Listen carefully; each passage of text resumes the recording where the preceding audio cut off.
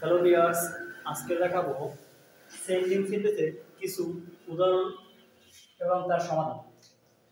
প্রথমে লেখা ছিল টাইম ইজ ভ্যালুয়েবল, এটা করতে হবে নেগেটিভ।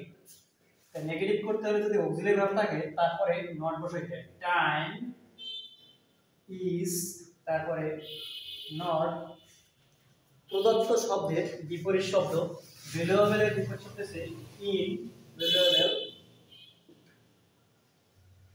মূল্যহীন। দ্বিতীয় প্রশ্ন ছিল even lower animals know the valuable of time. এটাকে করতে বলছে ইন্টারগেটিভ। ইন্টারগেটিভ করতে হলে যদি এখানে বিভার নাই, আছে একটা প্রিন্সিপাল বা মেইন ভার্ব নো, সেটা আছে প্রেজেন্ট ফর্মে। প্রেজেন্ট ফর্ম থাকলে ডু হয়, তার সাথে নট ডোন্ট, তারপর বাকি অংশ সাবজেক্ট হিসেবে যা ছিল।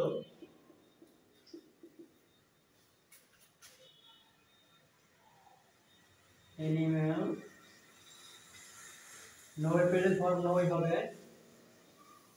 the value of time এবং শেষে একটা প্রশ্নবোধক চিহ্ন। তৃতীয় নম্বরটা বলছে ইম্পারেটিভ। এখন ইম্পারেটিভ করতে হলে লেখা সো আছে, সো ঠিক থাকবে, সাবজেক্ট আর ভার্ব এটা বাদ যাবে, তারপর মেইন ভার্ব দিয়ে শুরু প্রিন্সিপাল ভার্ব সো মেক, তো বাকি অংশ ঠিক থাকবে। গুড ইউজ অফ টাইম, আর 4 নাম্বারটা যেটা ছিল সেটা ছিল নেগেটিভ, যে we go to school together, আমরা একত্রে বিদ্যালয়ে যাই। তাহলে সাবজেক্ট উই।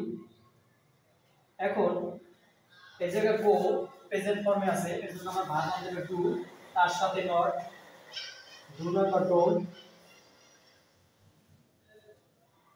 স্কুল।